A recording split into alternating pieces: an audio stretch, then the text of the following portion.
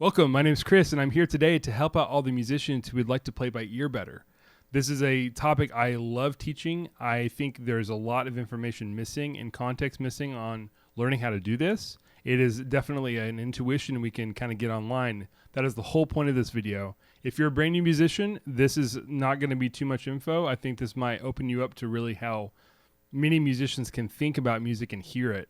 And if you've been playing music a long time and just want to get into actually really understanding harmony at maybe at a deeper level, not just mentally or not just memorizing stuff about it, but really experiencing it, then this might be helpful as well. What I'm going to do is basically go a little deeper into each of these sounds, these chords from the major scale that I have behind me. I'll be listing the emotional qualities, the way they hit me. And I think this is a very common thing. Just like, we all have similar experiences when, eating a donut or listening to music that we love, right? We enter the very similar state. I think that can be helpful here to articulate how these make us feel.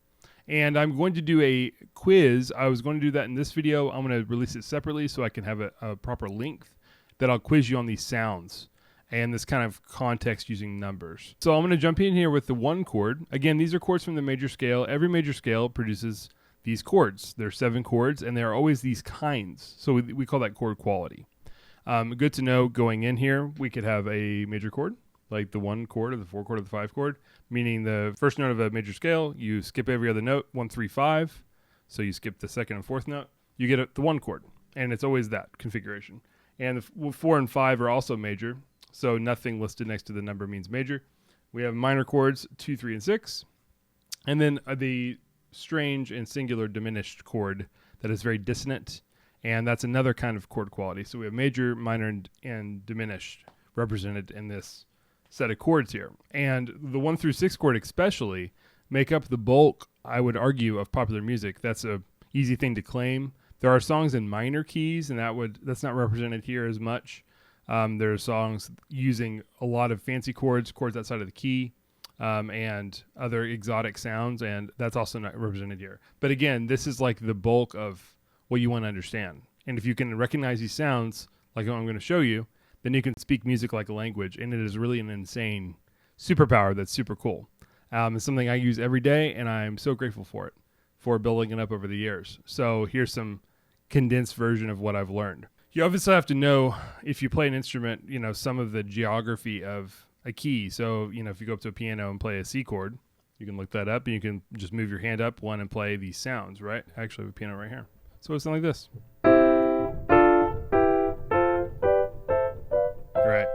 So without even seeing that, hopefully you can visualize what I'm doing. If we lean into all those chords and really examine the sound going from the home chord, the 1 chord, to the 2, the 1 to the 3, I think we can really hear what we're talking about here, what I'm experiencing. And this is a visceral, emotional, perceptive thing. It is very similar to seeing colors or something for me. It's not, I don't have a synesthesia or whatever. I don't see color when I hear chords, but I do have this visceral, like, it's obvious what it is to me 99% of the time. So that's what I'm trying to convey here. Let's start with the 1 chord. So when you hear something in song, like let's say we just hear something on the radio like this. Well, that's our 1 chord, right? Even if we hear just like 1 note, that's our 1 chord. And what I mean by this is a good perspective to have on music, because you want to try to find the 1 chord and feel the 1 chord when you listen to any music.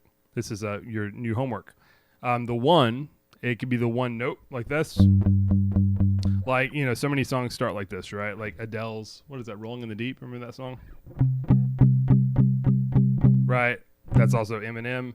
There's, countless songs that start like this, right? You could pick pretty much any song, and usually the first sound you hear is the 1. Not always. I know there's exceptions, but it's a good thing to start listening for. The feeling of 1, so whatever we get, let's say we have a chord, and it changes, and you're feeling this resolution point. You can sing Do if you do use solfege. You can then focus on the emotions that I personally feel when I hear 1. And this is just like home, right? In a word. That's the most common thing you're going to feel when you go here. You're going to feel the tension go away in the song. You can kind of stay here and it's comfortable, right? You could have just a kind of real open intro with just 1 chord. That's kind of cool. But for development, we go to other chords. We go to another chord in the key, and that kind of furthers the plot.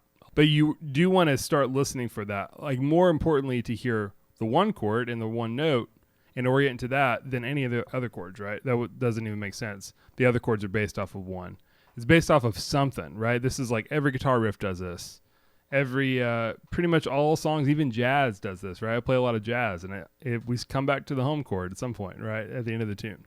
So it's just a hallmark of music. There is music that breaks these rules again, but it's easier to study that music when this is understood. Going on to 2, there's a few ways I describe 2, and let's just pick some examples. For guitarists and pianists, whatever you play, this is a good reason to practice certain chords, right? Because we have to learn how to play these chords on our instrument. We have to know what sharps and flats on the piano. We have to know the shapes on guitar in order to kind of hear this and experience this, right? Good thing to strive for is to think, oh, can I play 1-4-5? Can I play some of these important chord sounds we're going to hear? Do I know that geography? In the key of E, for instance, do I know what the 2 chord is? Like, well, okay, so whole step up, right? 1 to 2 is a whole step in the scale, so to 2, right? So it's this F sharp minor of some kind. So when I go between these two, I actually had filled this list out, and I then chose to just write it live. And I think I put a few things. Like, it feels like uplifting still. It's not like a sad minor chord, although it is minor. Feel the darkness. But there's a kind of a churchy quality to it. It's like uplifting. And it's not too far away from home, right? And nice. We call this a subdominant chord in classical. It's kind of like the 4 chord. But pick any 1 and 2 chord you know, right? So ask yourself, okay, G. Pick easy guitar chords if you're doing this on guitar. Take minor, right? And if you say 1, 2, and you start to like look up songs that have that progression, like Tennessee Whiskey, I'd Rather Go Blind, that's an old Motown tune. There's lots of songs that use this kind of thing, right? And it's just like investing in this, you're going to start to hear it. If you listen for it, if you start to listen to music in this way, try to hum one, right? Find that tonal center, and then you can start to hear that. You'll recognize it, right? If you invest in it here, you'll recognize it in other songs. I promise you. And it's super cool. It really is a whole other way of listening to music and relating to it. I remember in like theory class in college, I had some good teachers, but also I had some teachers who like did not mention any of this stuff, like the way it feels. And then we just talk about it. And of course it was like in the abstract and academic and not applied and not felt. And the experiential part was gone, right? So of course we suffer because of that, right? So we're just trying to really kind of learn deeply, especially with an in-tune guitar, and try to just like lean into what I'm feeling here, right? Hopefully it's a common feeling, and you might have a different feeling, but articulate that. The bass is another thing to listen for here too. So I'll talk more about this, but like this is part of this method of figuring out chords in real life is trying to hum the bass note. So if you can feel 1, 2, if you can find the 1, then you can use the bass note, and you can go up, and it sounds minor, so it sounds like the normal 2 chord, minor chord, right? So I'll put uplifting, my terrible writing. I would say also, I don't know what else you hear. Kind of churchy quality to me, especially going 1 to 2, and I know the 2 chord could go in other directions, of course. But if you can kind of hear that 2, the way it sounds, it kind of sounds, I call the 4 chord this, but I call it the plot chord. Like it's a plot. It like takes us somewhere, right? It's just like if we're going like this, yeah, let's say I go 1, 2, 6.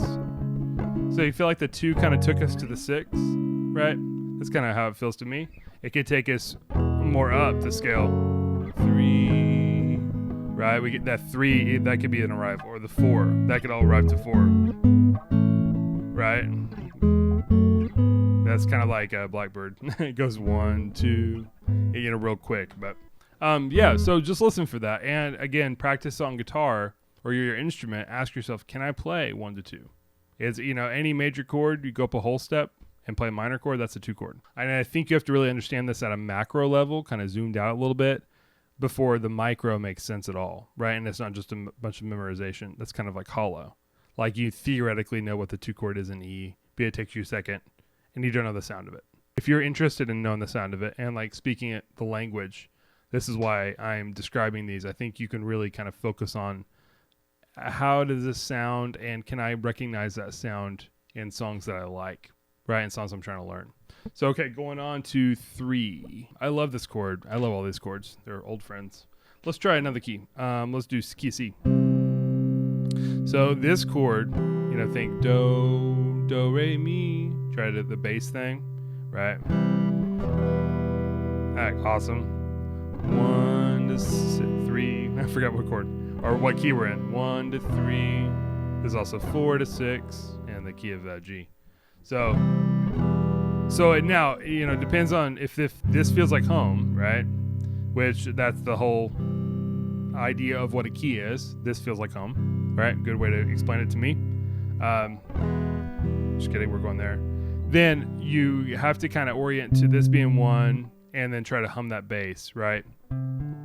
And this chord to me feels so dramatic. It's kind of inward and has a darkness to it. And it depends on how you play it, of course. The guitar is very preferential and the voicings change a lot, right? In another key. But still, there's a lot of bass motion, like that makes it kind of dark. It just depends on how you're doing it.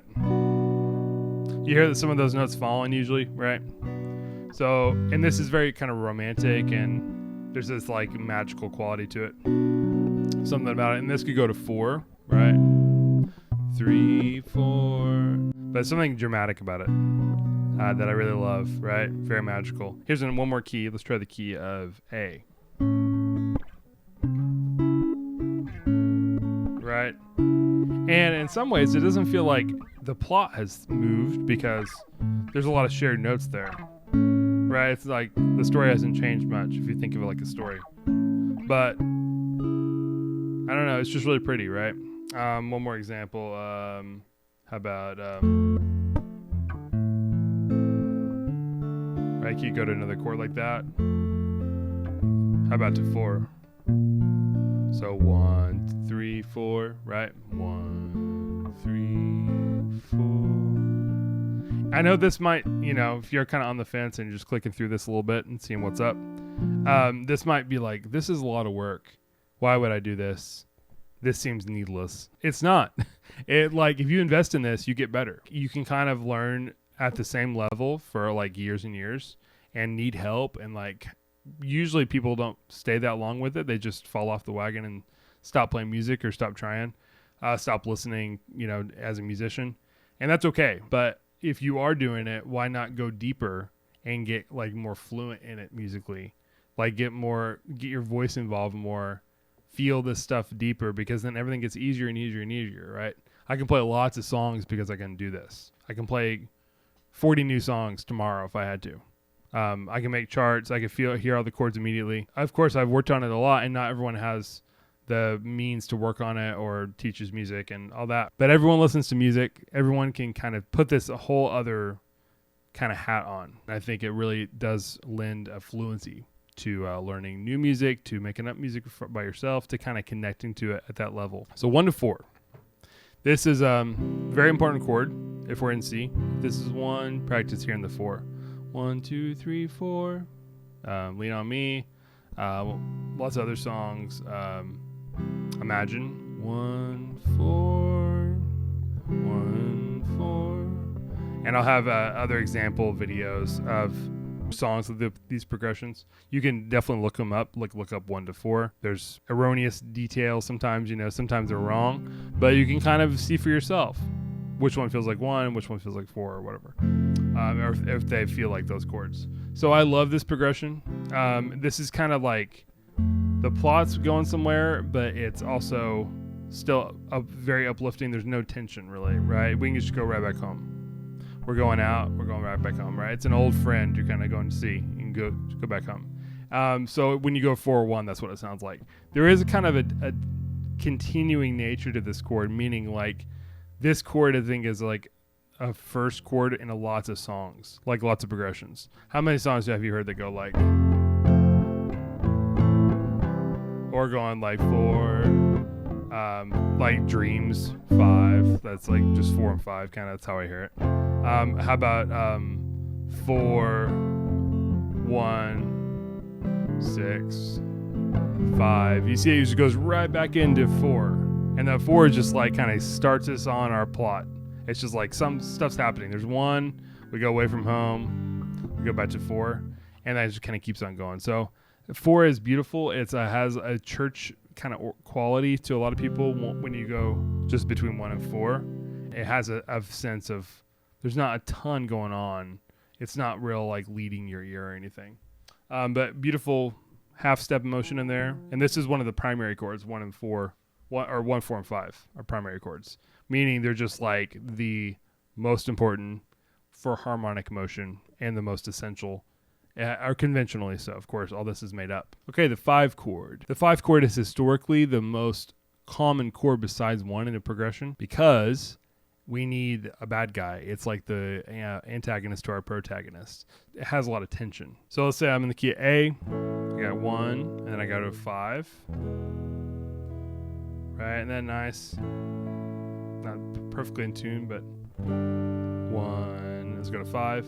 5, 1. 1, 2, 3, 4, 5. Right. So 1, 4, and 5 are kind of easy to get mixed up, or 4 and 5 at least. I would say this is bright. The 5. Right. It has a bright kind of like desire to go home. All right. It has to go back here. 7. The 7 note in the scale is in that. And then if it's a 5/7 chord, like the most tension, right? 4 wants to go down, and then jazz kind of takes that and throws in the kitchen sink. The 5 chord is like the anything goes chord in jazz for tension, right? We can throw in a lot of notes that don't belong, and it adds tension for sure. So for the 5 chord total, I would say brightness, tension, unstable, right? Very unstable. The 6 chord. This is a minor chord, right? We've had a mixture of major and minor so far. We have had 2 to 3 minor, 4 and 5 major. And so if we're going in the key of C, if I could hear this going up, it's kind of hard because you have to hear all the scale, like 1, 2, 3, 4, 5, 6, 1, 5, even your Star Wars, 5, 6, or you can go down too, right? You can go 1, 7, 6. So that might be easier to hear. That's like the first 3 notes of that one song, Simple Man, but backwards. Lots of songs do this, right? So 1, 7, 6. And 6 also feels like home. They have a lot of notes in common, but 6 is kind of like a sad home. Kind of like a home, but depressed and doesn't care about going out. And feels pretty comfortable, right? When you stay here long enough, it feels like your home is the minor key, right? Like where the 6 chord becomes a 1 chord. That's another video, but for now in major keys, you'll hear it mixed in with other chords, and it's the most popular minor chord. And then the 2 chord is probably the next most popular, and then the 3 chord is probably the least popular, but very dramatic. Really good to feel into this, right? So if like you, again, practice like this, you can go, let's practice finding 1. You can find it, I can 1, it's real low, 1, right? Wherever you can hear it. 1, you get on your guitar or piano, you can try to find the root, right? In fact, I'm going to play some piano so you can just hear these from a different angle, right? It's in every song. Listen to the bass when you're doing this. I haven't played really any piano yet on this channel. I'm trying to get my piano set up here. The camera. So here's 1, right? Here's 6. Right? 1, 7, 6. And even if you just have like, right, just like very little notes happening, it still sounds like 1 to 6 to me. How about this? Another key, B flat. Now, how about the 6 chord in a progression? We could go like 6, 5, 4, right? 6, 5, 4. Ooh. When you listen to enough songs, you'll start to hear these like little things like reinforce themselves, right? Like, oh. This gets easier the more you do it, I promise, but it does take some input. And you can kind of combine this with learning some new chords, right? And practicing changing keys on songs when you're ready for that kind of thing.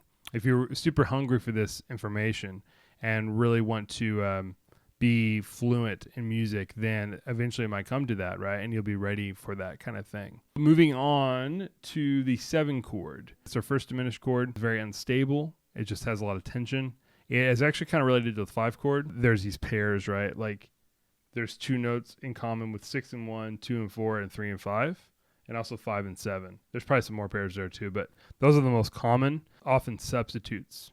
And the 7 chord is just an extension of the 5. So that's kind of how it's used. It's like this kind of sound, right? Right? Very dark, inward sounding as well. Often wants to go down, right? Or wants to go up. Again, very rarely used. So I would put, dark, flat sounding kind of, right? I'll leave you with 2 steps here on figuring out chords in real life. Once you've kind of done some practice playing some of these chords, maybe revisiting some of these sounds, I will have a test coming out soon that you'll be able to listen to and see how well you do. But until then, what you can do is in existing music that you like, be listening for 1.